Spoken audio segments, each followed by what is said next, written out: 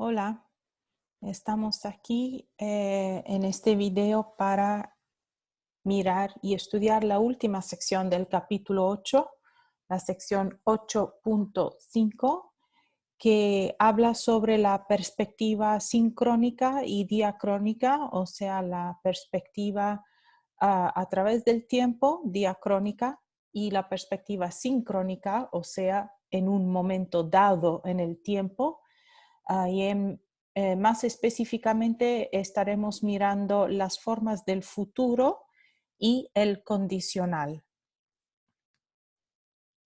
Ahora, como recordatorio, vamos a estar tratando en este apartado las formas sintéticas y las formas analíticas, más específicamente del futuro y del condicional.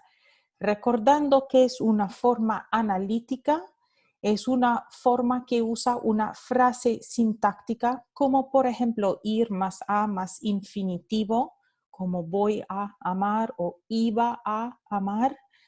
En este caso, estas formas se llaman formas analíticas. Ustedes pueden pensar también en el uso de dos verbos, en muchos casos para las formas analíticas, como acabar de, como acabo de leer, o etcétera. Estas formas que requieren dos verbos y en muchos casos una preposición. Ahora, al contrario, las formas sintéticas son las formas en donde la palabra se compone o se forma usando la morfología, como amaré o amaría, ¿no? Entonces, estas son las formas sintéticas. Y lo que vamos a ver en esta sección es ciclicidad. Vamos a ver cómo una forma sintética da lugar a una forma analítica y luego la forma analítica da lugar a una forma sintética y luego una nueva forma analítica. Entonces tenemos este ciclo, ¿no? Sintético, analítico, sintético, analítico. Y vamos a ver cómo ha funcionado en el español a partir del latín vulgar con estas dos formas del futuro y del condicional. Ahora, en esta sección es muy importante el término gramaticalización. Es un poco una lástima que se le da tan poca atención a este fenómeno porque la gramaticalización es un fenómeno importantísimo, crucial en todas las lenguas y además es un fenómeno muy difundido en la evolución de las lenguas. La gramaticalización se trata de la transformación a lo largo de la historia de una lengua de un morfema léxico en un morfema gramatical. Esta definición, de hecho, es un poco limitada, entonces en la gramaticalización tenemos un morfema léxico que se transforma o adquiere un valor de morfema gramatical o bien también un morfema gramatical que ya es gramatical y adquiere más funciones gramaticales. Entonces, se vuelve en un morfema más complejo gramaticalmente. Vamos a ver cómo ha funcionado la gramaticalización en la evolución del futuro y del condicional en el español.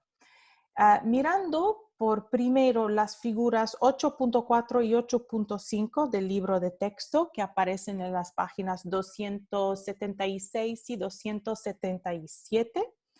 Aquí en la figura 8.4 vemos el futuro sintético en el latín clásico.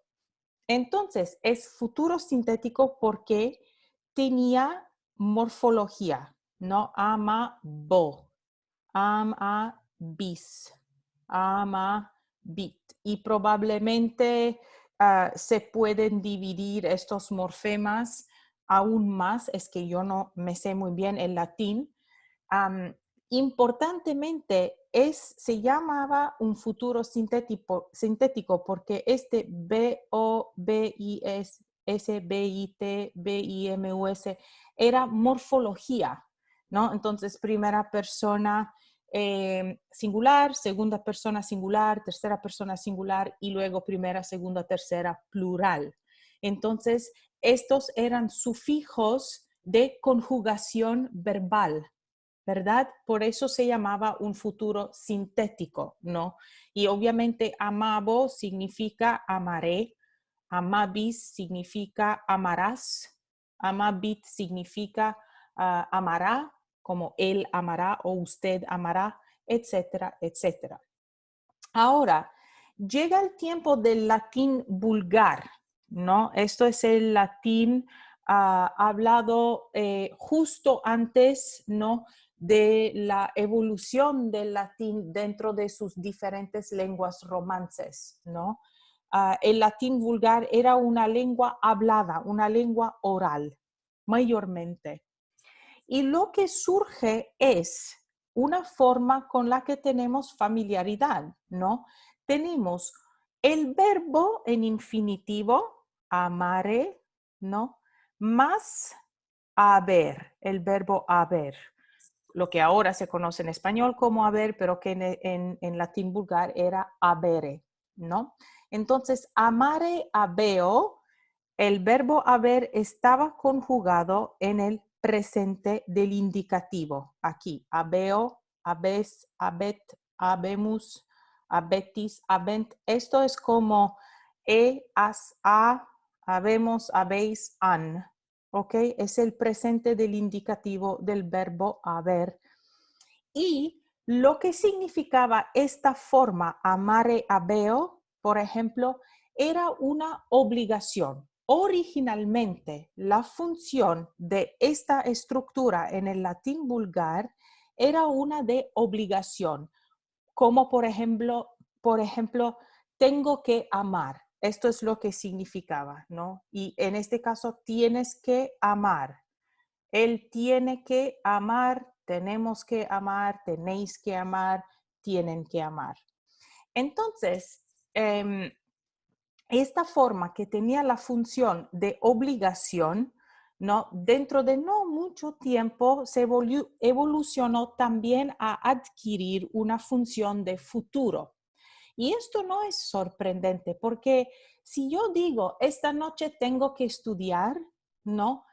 Ahí en esta noche tengo que estudiar, ¿no? Hay dos aspectos semánticos o dos características semánticas. La primera es obligación, algo que tengo que hacer, ¿no? Entonces, esto es como obligación, pero tener la obligación de hacer algo también viene con la intención de hacerlo. Y con la intención de hacerlo viene este aspecto o esta característica, este significado del futuro, de que lo vas a hacer o lo voy a hacer, ¿no? Entonces, dentro de poco tiempo, esta forma de infinitivo más habere en presente de indicativo en el latín vulgar adquirió también el significado de futuro. En inglés funciona casi la misma cosa, pues no sé si en todos los dialectos del inglés, pero en mi variedad del inglés, si yo digo, tonight I have to study, it can mean both obligation, as in something that I'm obliged to do, but also something that I will do. So if someone says to me, oh, hey, do you want to go to the movies? And I say, tonight I have to study. You know, it can mean tonight I'm going to study. So no, I'm not coming to the movies. No, entonces este significado de obligación viene íntimamente ligado con un significado de futuridad, de futuro, ¿verdad? Entonces aquí para el latín vulgar ahora tenemos una forma analítica. Y estas dos formas, la forma sintética del futuro y la forma analítica del futuro, estaban en competición, ¿ok? Entonces, esto significa que para expresar un futuro, los hablantes del latín vulgar podían en un momento dado del tiempo usar o el futuro sintético o el futuro analítico. Eventualmente, en esta guerra de estructuras, ganó el futuro analítico.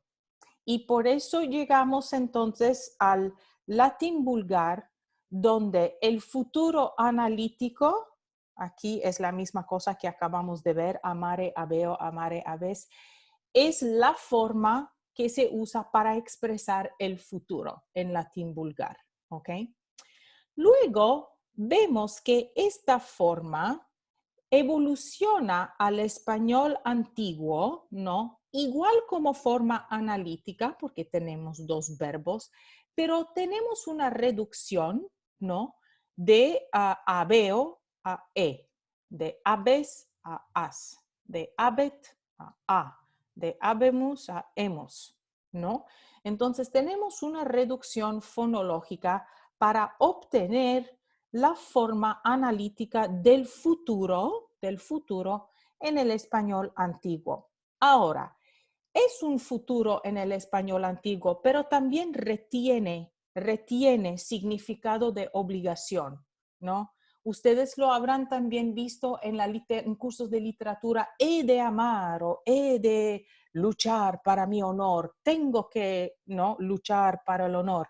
Entonces, de nuevo, este sentido de obligación todavía en el español antiguo estaba en esta estructura, el significado de obligación, pero también estaba el significado del futuro. Y aquí estamos hablando entonces de gramaticalización, por lo menos, ¿no?, del latín vulgar al español antiguo. ¿Qué pasa con el español moderno? Tenemos aún más reducción fonológica. Ahora, en lugar de tener un verbo conjugado, el verbo habere, conjugado en presente de indicativo, este verbo se ha vuelto en un sufijo gramatical, ¿no? Entonces, ahora vemos aún más la gramaticalización, porque este verbo que era como un verbo auxiliar, aquí, an auxiliary verb, ahora se ha vuelto en un morfema gramatical, un sufijo además, ¿no?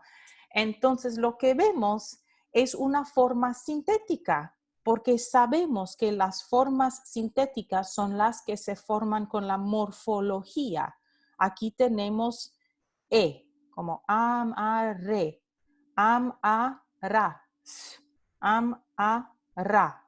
Ya hemos hecho, ¿no?, la división de los morfemas dentro de los verbos conjugados regulares, ¿verdad? Entonces, aquí hemos visto cómo una forma que era analítica en el español antiguo y también en el latín vulgar, se ha vuelto en una forma sintética por medio de la reducción fonológica. Para el tiempo o para el momento en que esta forma se volvió en forma sintética, desapareció el uso o el significado de obligación, ¿no? Entonces, ya en el español antiguo, poco a poco, se retenía el significado de obligación todavía, pero poco a poco se fue perdiendo.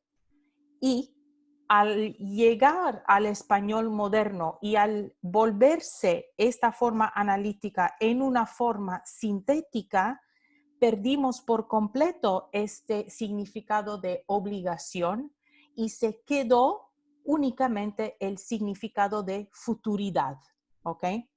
Pero ¿qué pasa? Because times can never be peaceful, there always has to be a linguistic war, ¿no? Surge una forma analítica en el español moderno nuevo para el futuro, ¿sí? Voy a amar, vas a amar, va a amar, vamos a, vais a, van a, ¿no? Esta es una forma analítica, como dijimos, ¿no? Tenemos otro verbo, tenemos también una preposición. Entonces, aquí no se trata de la formación de palabras por medio de la morfología gramatical, los sufijos de conjugación verbal. Aquí tenemos, ¿no?, verbos que funcionan como un verbo auxiliar, ¿verdad? El voy a significa gonna, ¿no? O vas a, well, gonna, en inglés es la misma cosa, ¿sí? Entonces, tenemos ahora mucho menos, pero tenemos igual una competición en el futuro, en las formas de futuro del español, entre el futuro sintético y el futuro analítico. Ahora, especialmente en el centro norteño de España, ya como, no, perdón, estaba pensando en otra cosa, pero bueno, en las variedades del español que están en contacto con otras lenguas, como por ejemplo con el catalán, el futuro sintético es más frecuente por influencia de la lengua con la que está en contacto. Sin embargo, en general, si queremos hablar del mundo hispanohablante en general, está disminuyendo el uso del futuro sintético y está aumentando el uso del futuro analítico. Sound familiar? The same thing happened with latín clásico and latín vulgar, ¿no? Entonces, tenemos este ciclo, ¿no? De analítico a sintético, luego de sintético surge una nueva forma analítica y no es imposible pensar en la posibilidad de una reducción fonológica en esta zona aquí, en el voy a, vas a, va a, vamos a, ¿no? Lo mismo como se redujo fonológicamente a veo, a e, o habes a as, ¿no? O habemos a hemos, que luego se volvieron en morfología, no es imposible pensar también en una reducción fonológica en esta zona aquí. Sería la primera vez que un verbo en español tomara la conjugación antes de la raíz, ¿no? Delante de la raíz. Pero bueno, entonces nada más para animar su imaginación sobre la flexibilidad lingüística, ¿no? En el proceso de la gramaticalización. Así que esta es la evolución del futuro por medio de la gramaticalización, ¿sí? Donde un morfema que originalmente es léxico o era léxico se volvió, ¿no? En un morfema gramatical, ¿sí? Como aquí las conjugaciones verbales, y también un morfema gramatical que adquiere más funciones gramaticales. Ahora próximamente vamos a mirar la evolución del condicional, ¿no? Entonces, al contrario del futuro, en el latín clásico no existía la forma del condicional sintético. Ustedes se acuerdan que el futuro sintético sí existía, figura 8.4, pero el condicional sintético no existía. En latín lo que sí había, ¿ok? Era una forma analítica, ¿no? Y esta forma era de obligación en el pasado. Entonces, amare habebam significaba amar había, o sea, yo tenía que amar. Esto es lo que significaba amare habebam. Amare habebas, tú tenías que amar. Amare abebat, él tenía, o abebat, debería decir, ¿no? Él tenía que amar. Entonces, la forma analítica que existía en latín, tanto clásico como vulgar, ¿no? Era una de obligación. Luego tuvimos una reducción fonológica, un cambio fonológico, una evolución en esta misma forma de obligación en el español antiguo, ¿no? Entonces, en lugar de amare habebam, ¿no? Amar había, ¿no? Entonces, reducción fonológica, amar habías, ¿sí? Y también en el español antiguo, esta forma analítica tenía la función de obligación, pero poco a poco, como pasó con el futuro, también adquirió este sentido del futuro del pasado. Remember the conditional is the future of the past? No, he said he would call me, right? That would call me happened after than when he said it. So the would is the future of the past, he said. So he said, moment in the past, he would call me, future of that past, he said.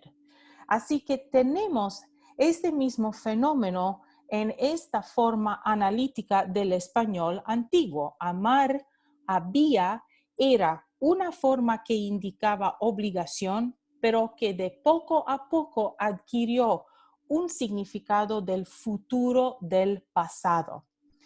Para el momento en que llegamos a la forma sintética, y ahora vemos por qué es forma sintética, el verbo habere conjugado en el imperfecto de indicativo, ¿no? Había, habías, había, habíamos, habíais, habían, ¿no? Imperfecto.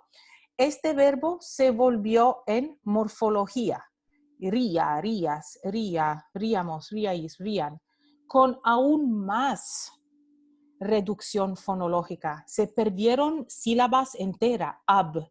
Se perdió la sílaba de la raíz de haber, ¿no? Entonces, esta reducción fonológica y esta formación de sufijos gramaticales, ¿no?, nos llevan ahora a una forma sintética en el español moderno. En el español moderno ahora es la forma del condicional que tiene como significado principal, entre otros significados, uno del futuro del pasado. Entonces, Pablo me dijo que amaría al perro. Like he told me he would love the dog, o algo así, ¿no? Entonces, amaría, futuro del pasado. Ya el sentido de obligación no está en el español moderno, en esta conjugación, ¿no? ¿Y qué pasa como siempre cuando tenemos una forma sintética? The linguistic war, ¿no? Entonces surge una forma analítica para ir a hacer competición, para ir a luchar por el territorio. Entonces ahora tenemos, ¿no?, lo que se llama también una forma analítica del condicional, iba a amar. Pablo me dijo que iba a amar al perro, pero no lo quiere, ¿no? No, Pablo me dijo que tú ibas a amar a este perro, pero veo que no lo quieres, or something like that. Entonces, de nuevo ahora, con este significado de futuro del pasado aquí, nos quedamos con una competición entre la forma sintética y la forma analítica, que en este caso se forma con la conjugación del verbo ir en el imperfecto. Iba, ibas, iba, íbamos, ¿no? Donde antes era habere en el imperfecto. Pues esto es, ¿no?, el ciclo de las formas analíticas y sintéticas. Una lleva a la otra. La analítica siempre lleva a la forma sintética, y cuando ya está establecida la forma sintética en la lengua, surge una nueva forma analítica para hacerle competición, ¿no? Y encontramos siempre hasta que la nueva forma analítica tome el territorio completo y se quede como la forma principal, encontramos un poco de una competición entre estas dos formas, ¿verdad? Más específicamente, recordar este concepto de gramaticalización, donde tenemos un morfema, en este caso un verbo auxiliar conjugado, que se reduce fonológicamente, o sea, pierde sonidos, ¿no? Pierde fonemas, se reduce fonológicamente hasta llegar a ser una conjugación verbal. Entonces ha adquirido una función puramente gramatical, ahora es un sufijo de conjugación verbal, ¿verdad? Entonces hemos ido de un morfema con características más léxicas a un morfema mayormente con características gramaticales, en este caso, la gramaticalización. Muchas gracias por su atención. Aquí terminamos con el video y con el capítulo 8 y con el curso. Gracias por su atención.